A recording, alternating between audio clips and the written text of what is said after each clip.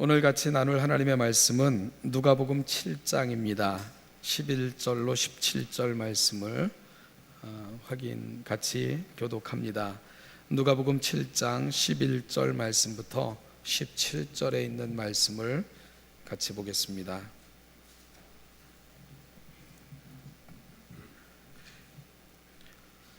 교독하겠습니다. 그 후에 예수께서 나인이란 성으로 가실새 제자와 많은 무리가 동행하더니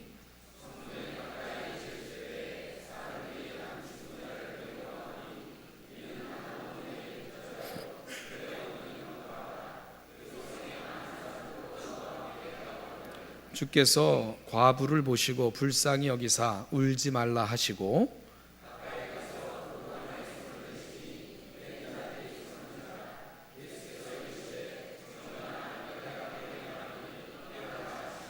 죽었던 자가 일어나 앉고 말도 하거늘 예수께서 그를 어머니에게 주시니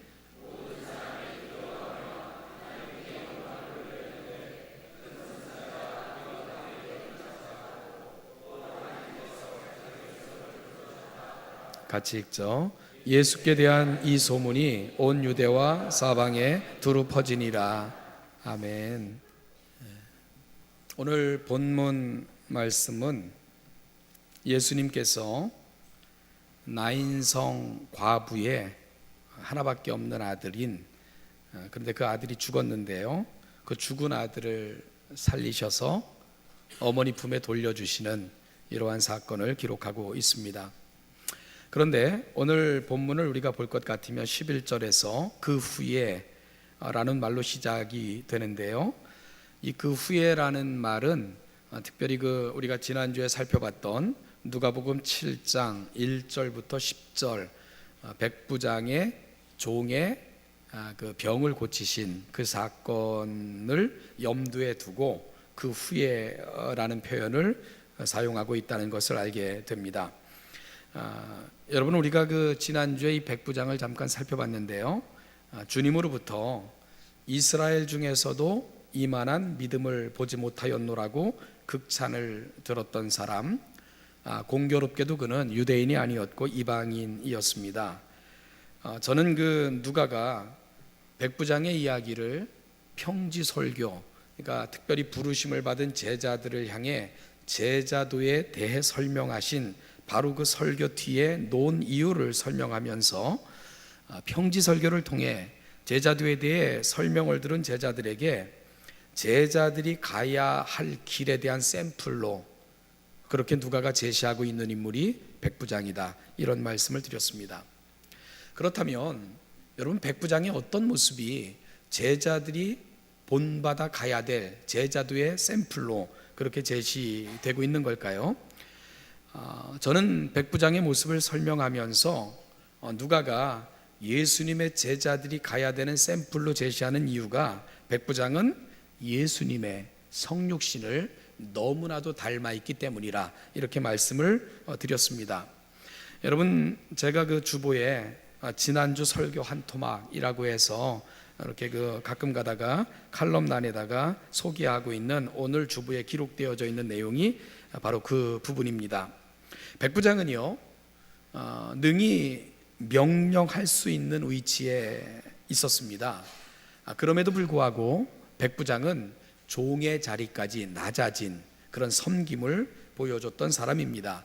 누구처럼 말입니까? 바로 예수님처럼 말입니다. 그는 자신의 명령 한마디면 종 하나 정도 죽일 수도 있고 살릴 수도 있고요, 그리고 필요하면 팔 수도 있는 그런 위치, 바로 백부장이 갖고 있었던 지위이고 권세였습니다. 그럼에도 불구하고 그 종이 병들었을 때에 나의 존귀한 자, 나의 사랑하는 자라고 부르면서 모든 것을 동원해서 그 종의 병을 고쳐주고자 했던 그 마음을 백부장은 보여주고 있습니다. 마치요, 죄의 종으로 살다가 가장 비참하게 죄 가운데서 죽어 영원한 멸망 가운데 처해졌던 우리가 예수 그리스도로 인하여 의를 덧입게 되고 그리고 존귀한 자라 그렇게 불릴 수 있었던 것처럼 정말 사람 취급받지 못하고 소유물 취급받던 종이 그 마음 따뜻한 백부장의 가슴 속에서 존귀한 자로 그렇게 세워지고 있는 겁니다.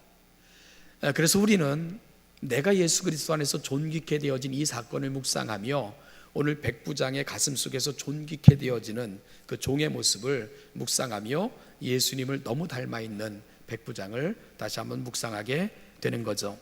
그런가 하면 그 유대인 제사장들과 유대인들이 이 백부장의 청을 받고는 그 종을 위해 예수님께 달려와서는 예수님께 청원하는 그런 장면을 우리가 살펴봤지 않습니까? 그럴 때 그 유대인들이 이 백부장의 청은 꼭 들어주시길 바랍니다. 그러면서 그 백부장을 어떻게 소개합니까? 그는 우리를 정말 사랑하는 자입니다. 이렇게 표현을 했어요. 그럴 때 유대인들이 백부장이 그들에게 보여줬던 그 사랑을 아가페라는 말로 표현하고 있다, 이렇게 말씀을 드렸죠. 백부장은요, 조건을 따지지 않는 거래가 아닌 진심으로, 영으로, 마음으로 그렇게 지배받는 민족이지만 그들을 사랑했던 그 인물이 바로 백부장이 되는 겁니다. 여러분, 예수 그리스도 안에서 가까이 있는 자나 멀리 있는 자나 높은 자나 낮은 자나 천한 자나 귀한 자나 모두가 존귀케 되어지는 것처럼 이 백부장의 가슴 속에서 정복 민족이든 피정복 민족이든 모두가 정말 존귀케 되어지는 그 은혜를 누리고 있는 겁니다.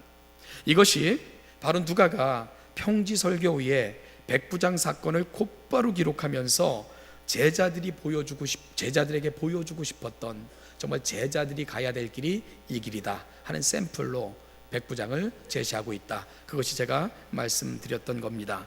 그리고 오늘 교회가 가야 되는 길이 어딜까? 바로 누가는 백부장의 모범을 오늘 우리가 닮아 오늘 이 시대 속에 교회가 가야 되는 길 방향 역시 그렇지 않겠나 하고 제시하고 있다고 생각을 합니다. 여러분, 오늘 우리가 가야 되는 길입니다. 교회는 백부장이 보여주었던 가치로 이 세상에 하나님의 나라를 보여주어야 됩니다. 그럴 때 우리 역시 예수 그리스도를 본받아 따르는 주님의 제자들이 될 수 있을 것입니다. 요즘 화두가 되고 있는 것이요, 이 감동 리더십이라는 말입니다. 세상이 기대하는 리더십, 요즘 보고 싶어하는 리더십이 뭘까? 특별히요, 젊은 사람들이 가장 보고 싶어하는 리더십, 그게 뭐냐 하면 감동 리더십입니다.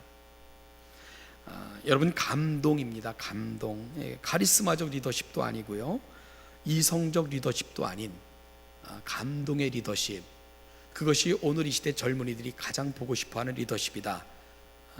이런 글을 또 이런 통계가 나와 있습니다.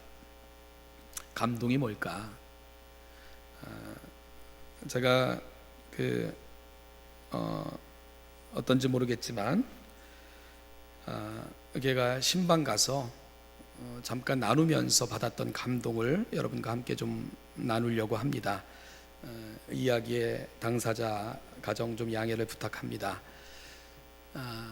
우리 장로님의 아드님이 이렇게 외국에서 아파가지고 병원에 급하게 입원을 하게 됐는데 위급한 상황이 발생했는데 긴박한 상황이었어요. 근데 이제 이때부터 이 감동이 시작이 되는데, 이 소식을 전해들은 한국에서 수술을 집도했던 의사가 이 환자 하나를 정말 자기 아들보다, 영혼보다 더 귀하게 여기면서 일본으로 끊임없이 전화를 하면서 의사에게 전화를 하고, 그리고 환자인 우리 아드님에게 전화하고 그러면서 끊임없이 챙기기 시작을 했던 거예요. 그래서 이 양국의 의사들이 협력하여 놀라운 진료가 이루어지게 됐는데, 끊임없이 그 환자를 밤을 새가면서 회의 중에 나와서 또 전화하고 그러면서 위로하고, 또 의사들에게 그 환자의 상황을 설명하고 체크하는 이 모습 속에서 누가 은혜를 받은 건, 누가 감동을 받은 거냐면 일본 의사들이 감동을 받은 거예요. 그래서 한 번도 만난 적 없지만, 가보지 않은 나라지만 정말 그 교수님 너무너무 존경한다고, 그래서 그 교수님을 꼭 한번 보고 싶다고, 그래가지고 정말 한국을 그 모든 스케줄을 조정해서 한국을 방문했고요. 그리고 그 의사를 만난 걸 영광으로 그렇게 고백을 하고, 그리고 또 기회가 되면 한국을 꼭 오고 싶다, 이런 그 열망을 표현하더라고. 그러면서 저렇게까지 챙기는 걸 보면 이 환자가 정말 귀한 것 같다, 우리 최선을 다해서 이 진료를 하자, 막 그러면서 스스로 다짐을 하고 막 이런 일들이 일어났다는 것을 고백을 했어요.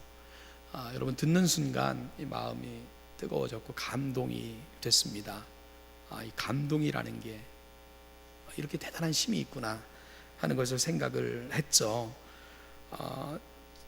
지금 제가 전한 것 가지고는 제가 받은 감동을 다 표현하지 못하고 있는 건데요, 하고 싶은 말이 뭐냐, 여러분, 그 의사분은 감동을 선사한 것입니다. 그리고 요즘 젊은이들이 가장 보고 싶어 하는 리더가 누구냐? 감동을 주는 사람들이라는 겁니다. 감동을 주는 사람들. 교회가 시급하게 회복해야 되는 건 또 뭘까? 여러분, 이 감동의 리더십을 회복해야 된다는 겁니다. 세상에 감동을 줘야 되고요, 교회가 세상에 감동을 줘야 됩니다. 그리고 기성세대는 교회의 다음 세대에게 감동을 줄 수 있어야 됩니다. 젊은이들에게 감동을 줘야 됩니다. 정치인들은 백성들에게 감동을 줄 수 있어야 됩니다. 우리를 정말 사랑하는구나, 저들이 정말 봉사자구나, 감동을 주어야 됩니다. 요즘 신문을 비롯해서 뉴스 매체에서 가장 많이 심각하게 대두되는 말이 바이 코리아라는 말입니다. 바이 한국이여 안녕, 한국을 떠나자는 거예요. 정치도 경제도 희망이 없고, 교육도 삶도 북한 문제 다 귀찮다, 더 이상 이런 나라에서 살기 싫다. 그래서 요즘 이 나라 젊은이들 입에서 가장 많이 나오는 말이 뭐라면 바이 코리아, 그런 말이라는 거예요. 설문조사에 의하면 한국을 떠나고 싶다는 마음을 가진 사람들 연령별로 보면 20대가 가장 많아요. 50%가 넘습니다. 한국을 떠날 기회가 되면 무조건 떠나겠다는 거예요. 30대도 20대와 거의 맞먹는 숫자입니다. 40대도요, 설문조사한 사람의 40% 이상이 한국을 뜨고 싶다고 대답을 했고요, 50대도 거의 30%에 육박하는 사람들이 한국을 떠나고 싶다, 이렇게 대답을 했어요. 가장 가고 싶은 나라가 어디냐? 조사했더니 우리가 흔히 이렇게 머리에 쓰지, 캐나다, 미국, 호주, 뉴질랜드 이런 데 가고 싶다. 그런데 충격이 뭔지 압니까? 어느 나라든 상관없다, 한국이 아니면 된다, 이렇게 대답한 사람이 그렇게 많다는 겁니다. 그럼에도 정치인들이 저러고 있는 걸 보면 정말 가슴이 미어지지 않습니까? 그런데 이건 정치 얘기뿐만 아니라 교회의 얘기도 그렇습니다. 젊은이들이 교회를 떠나고 있습니다. 그 이탈률이 생각보다 심합니다. 여러분, 교회에 지금 한국의 기독교 인구가 요 근래 한 3분의 1 이상 줄었다고 그렇게 통계가 나와 있는데, 가장 심한 이탈률이 젊은이들 층에서 일어나고 있어요. 왜 그럴까? 감동을 받지 못하기 때문입니다. 교회가 그들에게 감동을 주지 못하기 때문입니다. 우리들의 가정에서 부모가 자녀들에게 신앙인으로서 살아가는 삶으로 감동을 주지 못하는 겁니다. 우리 가정들의 문제입니다. 교회가 그 한평생 예수 믿었다고 하는 분들이 신앙으로 살고자 하는 다음 세대들에게 신앙으로 사는 게 이거고, 신앙이 가는 자리가 이것이며, 하나님을 일평생 섬겼던 인격이 이거라는 그 감동을 주지 못하고 있는 겁니다. 세상에서 찢기고 상하고 상처나 그 가슴을 갖고 교회에 돌아오지만 교회 안에서조차도 하나님 나라의 고결함을 경험하지 못하는 것입니다. 세상과 전혀 다르지 않은 그 모습을 보면서 또다시 상처받고 돌아가는 일들이 계속되고 있는 겁니다. 여러분, 오늘 이 아침 저와 여러분들이 꿈꿔야 되는 믿음, 백부장과 같은 믿음을 오늘 소망하며 우리가 간절히 구하는 이 아침 될 수 있기를 간절히 소망합니다. 자기 백성들뿐만 아니라 지배 민족의 마음까지 샀던 사람, 그래서 주님으로부터 극찬을 들었고요, 제자가 가야 될 모범으로 누가로부터 소개되고 있는 사람, 오늘 이 아침 그 백부장을 좀 가슴에 담고 정말 이 시대 속의 성육신하고 이 세상의 성육신하고 다음 세대의 성육신함으로 정말 백부장이 보여줬던 그 믿음을 우리도 소유함으로 이 세상 속에 또 우리 자녀들에게, 다음 세대에게 감동을 주는 사람들로 그렇게 하나님 앞에 세워져 가는 우리 신원예담교회 모든 성도들 되시기를 주님의 이름으로 간절히 축원합니다. 이어서 누가는요, 다른 복음서 저자들과는 달리 유일하게 한 사건을 백부장 사건 다음에 소개하고 있는데, 그것이 바로 나인성 과부의 아들을 살리신 사건을 백부장 사건 바로 뒤에 위치하여 저와 여러분들에게 소개해 주고 있습니다. 그런데 더 이상한 것은 우리가 이제 살펴보게 될 18절 이하로 가면 요한의 제자들이 이 모든 일을 그에게 알리니, 그러니까 이 갈릴리 지역에서 백부장의 종의 병을 고친 거, 나인성 과부의 아들을 고친 이야기, 이런 것들을 이 사건들이 진행될 때 세례 요한은 감옥에 갇혀 있었거든요. 그럴 때 그 세례 요한의 제자들이 감옥에 갇혀 있는 선생인 세례 요한에게 알려준 거예요. 그런데 이상한 반응이 나타납니다. 세례 요한이 그 제자들을 시켜 예수께 이런 질문을 해요. 오실 그이가 당신입니까? 이런 질문을 합니다. 여러분, 뭔가 흐름상 이상해요, 그죠?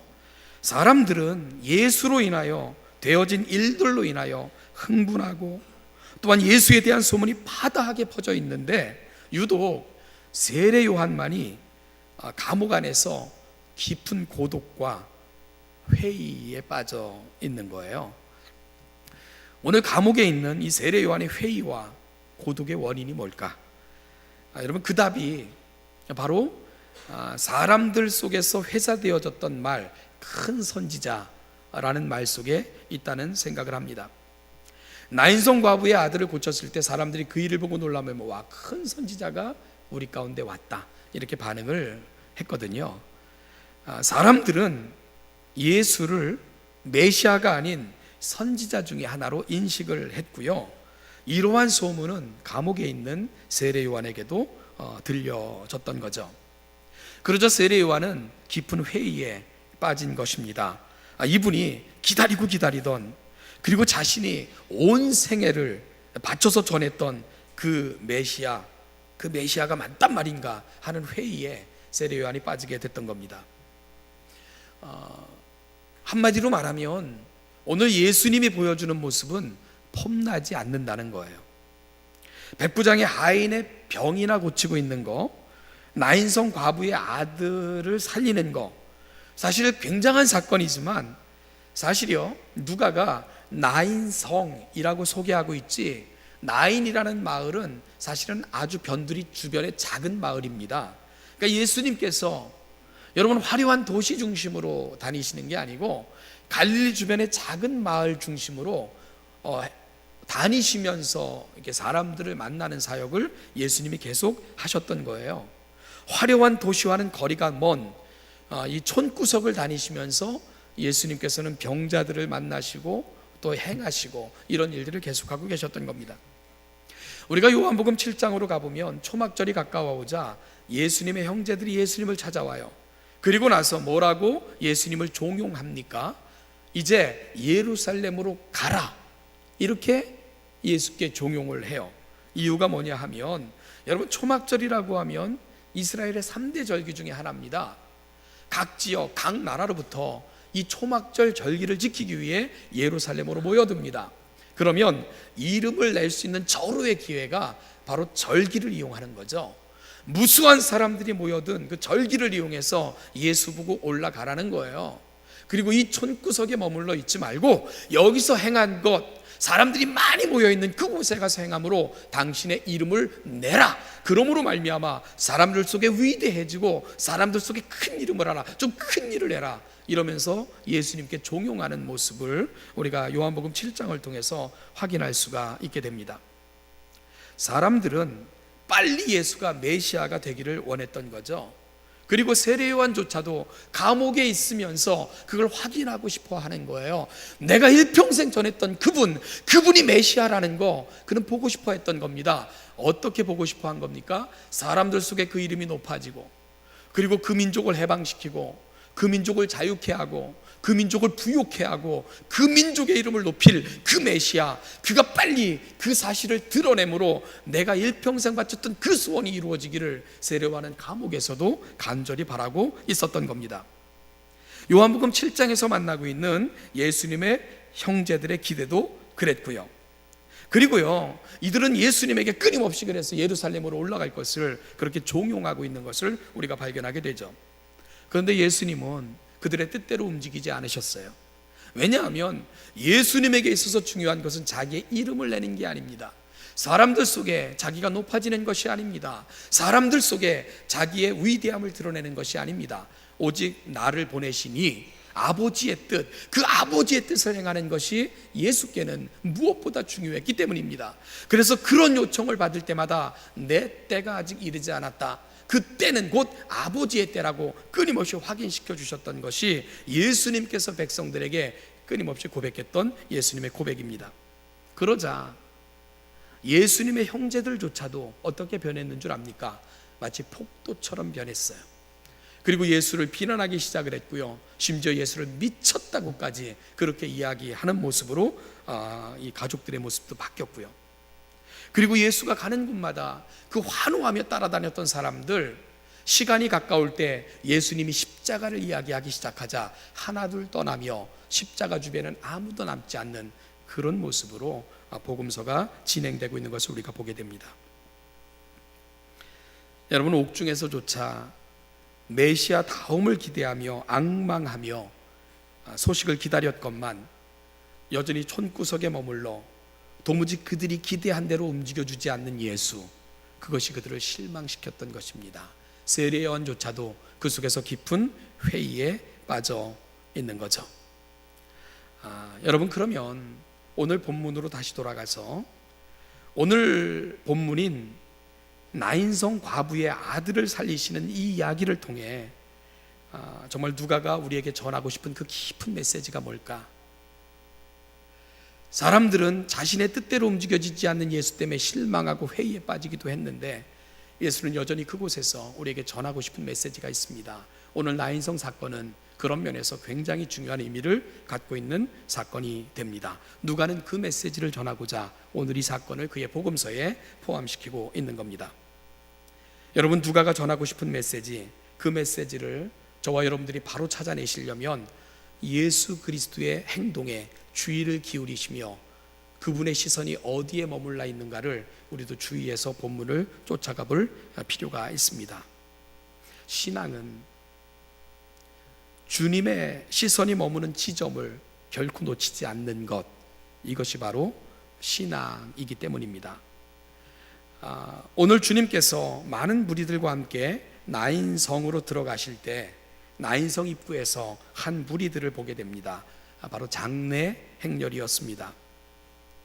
이스라엘의 장례 풍습을 보면 가장 먼저 앞서가는 사람들은 곡하는 사람들이에요. 그리고 그 뒤에 유족들이 따르고 그 뒤에 함께 동행하는 동행인들이 따릅니다. 저희 나라와 굉장히 비슷한 면이 있어요. 그죠? 제가 어릴 때 제 고향에서 많이 봤던 장례식도요, 구슬프게 곡하는 사람들이 앞장섰고요, 그리고 그 뒤에 유족들이 따르고 그리고 마을 사람들이 함께 가는 그런 장례가 제가 살던 동네에서도 진행이 됐죠. 그런데 오늘 본문의 장례식에서 볼 수 있는 특이한 것이 뭐냐? 여러분, 곡하는 사람들이 앞서 장례 행렬을 메고 나가고요, 그리고 유족이 뒤를 따르는데 유족이 달랑 한 명이라는 거예요. 누구냐? 여인 한 명. 그게 유족의 답니다. 성경은 그 이유를 이렇게 설명해요. 사람들이 한 죽은 자를 메고 나오니 이는 한 어머니의 독자요 그의 어머니는 과부라. 그 성에 많은 사람도 그와 함께 나오거늘. 그 통곡하며 곡하며 나아가는 사람들 바로 뒤에서 홀로 대성통곡하고 있었을 한 여인. 여러분, 그런데 누가는 과부라는 표현 앞에 끊임없이 거듭해서 사용하는 표현이 있습니다. 어머니라는 단어예요. 어머니라는 단어를 계속해서 표현하고 있죠. 그래서 12절 말씀해 보니까 이는 한 어머니의 독자요 그의 어머니는 과부라. 어머니를 계속 강조해요. 세상에서 가장 슬픈 광경이 뭘까? 남편 잃고 의지하며 살던 유일한 아들, 그 아들이 죽은 겁니다. 그 어머니의 슬픔을 누가는 사실은 표현해 주고 있는 겁니다. 따라서 이 나인성 사건은 눈물이 흥건한 그런 이야기입니다. 독자를 잃은 어머니, 그 어머니의 눈물이 가득한 그런 책입니다. 바로 그 어머니가 홀로 유족이 되어 그 장례 행렬을 따르고 있는 거죠. 예수께서 그 광경을 보시고는 불쌍히 여기셔서 가까이 가셔서 여인을 위로하십니다. 울지 말라. 위로하시고는 죽은 아들이 누워있는 관에 손을 대시며 이렇게 말씀하셨어요. 청년아, 내가 내게 말하노니 일어나라 명령하셨죠. 그러자 죽었던 청년이 관 속에서 벌떡 일어나더니 앉아 이야기도 하기 시작을 했습니다. 사람들은 깜짝 놀랐죠. 이 엄청난 사건 앞에 할 말을 잃은 거죠. 예수님은 그 청년을 어머니의 품에 돌려주십니다. 그러자 이 사건을 바라보면서 많은 사람들이 했던 말이 있어요. 여러분, 그 말이 그들이 어떤 뜻으로 했든지 간에 오늘 본문을 풀어내는 데 있어서 가장 중요합니다. 이 사건을 보면서 그 많은 사람들이 이 예수님이 행하신 일을 보면서 뭐라고 고백을 했습니까? 하나님께서 자기 백성을 돌보셨다, 이렇게 얘기를 했다는 거예요. 이게 메시지입니다. 하나님께서 자기 백성을 돌보셨다. 그런데 여러분, 어떻게 돌보셨는가? 이게 중요한 거예요. 어떻게 돌보셨습니까? 여인에게 울지 말라고 위로하신 예수님께서는 손수 관으로 가셔서는 그 관에 손을 대시고 그리고 말씀하시는 거예요. 여러분, 말로만 하셔도 되지 않겠어요? 그죠? 말씀은 그분의 능력인데, 근데 그렇게 하신 거예요. 관에 손을 대면서 청년아 일어나라, 이렇게 말씀을 하셨습니다. 뭘 보여주고 있는 건지 아십니까? 우리의 치유가 십자가 사건을 통해서 이루어질 것을 예표하고 계신 거예요. 장차 주님께서 스스로 죄인이 되셔서 죄로 인하여 죽은 자들을 살리시기 위해 스스로 불결해지실 것을 예수님은 이 사건을 통해 보여주고 계신 겁니다. 여러분, 그 당시 관에 손을 댄다는 거, 죽은 시체를 만진다는 거, 이건 불결케 되어지는 겁니다. 예수님은 스스로 불결케 되어지심으로 불결케 되어진 자를 거룩하게 하시는 그 놀라운 은혜를 오늘 본문을 통해서 보여주고 계시고 또 확인해 주시는 거예요. 그리고 앞으로 예수님께서 하실 사역이 바로 이러한 사역이다, 누가는 보여주고 싶어하는 겁니다.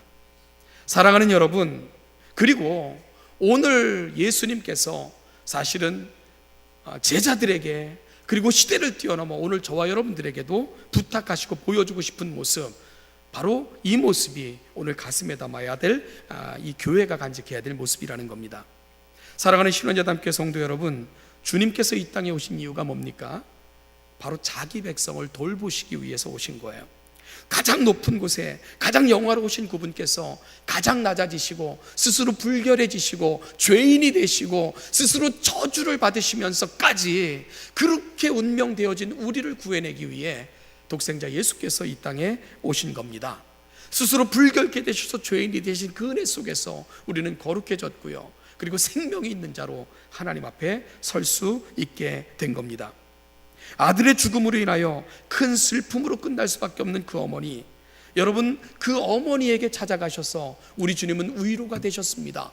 그리고 세상이 해결할 수 없는 그 모든 죄의 문제와, 그리고 죄로 인하여 죽음으로 끝날 수밖에 없는 그 영혼의 문제까지 해결해 주시면서 전혀 다른 뒤바뀌어진 운명으로 그 아들을, 어머니의 생을 다루고 계신 하나님, 그분이 바로 오늘 본문에서 만나고 있는 우리 주 예수 그리스도라는 사실입니다. 사랑하는 신원여담교 성도 여러분, 오늘 우리의 소망의 이유가 어디에 있겠습니까? 이 땅에 우리의 모든 그 부끄러움과 죄로 인하여 신음하다가 운명되어진 이 모든 것을 바꿔낼 수 있는 유일한 비결이 어디에 있는가? 우리 때문에 불결해지시고 낮아지시고 죄인이 되셔서 십자가에 못 박혀 돌아가신 예수 그리스도, 그분의 손길이 닿는 곳마다 이 은혜가 나타나게 되는 겁니다. 바로 그 은혜 앞에 나아가는 저와 여러분들이 되셔야 됩니다. 그런데 여러분, 한 가지를 또 놓치지 말아야 되는 것은, 내 백성을 돌보시기 위해 이 땅에 오신 예수님께서 오늘 이 사건을 통해 저와 여러분들에게도 부탁하는 게 있어요. 그게 뭡니까? 세상의 위로가 되어 달라는 겁니다. 그래서 교회를 세우신 거예요. 여러분, 교회가 왜 주님의 그 놀라우신 보혈의 피값 위에 세워졌는가? 바로 우리가 보혈의 피로 구속함을 받았으니 이제 구속받은 너희가 내 은혜를 보여다오, 이 세상 속에 나의 위로가 되어다오, 이 세상이 이 위로를 경험할 수 있게 다오, 이 세상이 나로 말미암아 너희가 받은 이 은혜를 경험할 수 있도록 너희들이 내 역할을 해다오. 주님 그러시면서 이 땅에 교회를 세우신 겁니다. 여러분, 그렇다면 오늘 나인성 과부의 사건을 통해 오늘 교회가 돌아가야 될 지점이 어딜까? 오늘 백부장 사건과 나인성 사건은 저와 여러분들이 나아가야 될 자리를 분명히 보여주고 있습니다. 그게 뭡니까? 여러분, 오늘 이 시대 교회가 회복돼야 되는 건 감동의 리더십을 회복하자는 겁니다. 감동은 낮아짐과 섬김 속에서 생기는 겁니다. 굴림 속에서 생기지 않아요. 백부장은 가장 예수님을 닮아있는 모습, 저와 여러분들이 오늘 가야 될 자리, 예수 닮길 원하는 간절한 소망이 오늘 우리의 가슴 속에 있어야 됩니다. 또한 오늘 예수님께서 가장 천한 우리를 존귀케 만들어줬던 것처럼 교회의 가슴 속에 세상이 또다시 소망을 보고 희망을 보고 위로를 얻고 눈물이 씻어진 바 되고 예수 그리스도로 말미암아 되어지는 그 항구적 은혜를 누리는 일, 바로 이 시대에 하나님은 교회를 그 일하라고 부르신 것입니다. 오늘 우리 신원여담교 성도들 살아가는 모든 삶의 자리마다 이 역사가 나타나시기를, 많은 사람들이 생명의 신비에 거하게 되고 다음 세대가 여러분들을 통해 감동을 받고 예수 그리스도에게로 나오게 되고 그 속에서 진정한 위로를 경험하게 되고, 그렇게 하나님의 나라가 이 땅에 아름답게 펼쳐가는 일에 우리 신원여담교회 모든 성도들이 귀하게 사용되시기를 주님의 이름으로 축복합니다. 기도하겠습니다. 하나님 아버지, 은혜와 사랑을 감사합니다. 오늘도 이 아침 이 자리로 우리를 불러 그 영화로 오심 앞으로 인도하신 거 너무너무 감사를 드립니다. 하나님의 거룩한 백성들이 모여있는 이 자리에 성령 하나님 임재하셔서 우리의 가슴 속에 큰 꿈과 소망이 생겨나게 하시고, 내가 받은 이 은혜가 또다시 이 땅을 살아가면서 펼쳐지고 보여질 아름다운 은혜가 되게 하시고, 내가 예수 안에서 고결한 자가 됐던 것처럼 또 다른 누군가가 우리를 통해 고결함에 이르게 되고, 내가 예수 그리스도 안에서 진정한 소망을 확인하고 발견했던 것처럼 또다시 이 세상 속에 절망과 슬픔과 탄식으로 끝날 수밖에 없는 세상 속에 하나님 진정한 소망의 이유와 희망의 이유를 보여줄 수 있는 아름다운 신원여담교회 성도들 다 될 수 있도록 그리 은혜 위에 은혜를 더하여 주시옵소서. 우리 사랑하는 신원여담교회 성도들을 통해서 다음 세대가 그리스도 예수의 귀한 복음을 듣게 하시고 아름다운 감동을 경험하게 하시고, 그렇게 하나님의 은혜 안에서 귀하고 복되게 세워져가는 역사가 충만하도록 그리 함께하여 주시옵소서. 감사드리며 예수님의 이름으로 기도하옵나이다. 아멘. 우리 주 예수 그리스도의 은혜와 아버지 하나님의 무한하신 사랑과 성령의 말할 수 없는 도우심과 은혜로 우리 가운데 찾아오셔서 교통하시며 함께 하시는 그 은총과 은혜가, 우리가 오늘 이 시대에 우리가 받은 은혜가 있음에, 우리가 누린 감동이 있음에, 우리가 소유한 소망이 있음에 부탁받아 이 세상 속에 그 은혜를 보여주며 그 은총을 보여주며 세상에 또 다른 감동이 되고 우리가 또 다른 성육신이 되어 이 땅 살아가는 삶의 자리마다 소망과 희망과 절망 가운데 처해 있는 세상 속에 아름다운 위로가 되기를 소망하며 이 자리에 있는 우리 신원예담교회 모든 성도들과 그들이 살아가는 모든 삶의 자리마다 이 은총과 이 은혜가 이제부터 영원까지 그 영원까지 함께 하시기를 축원하옵나이다.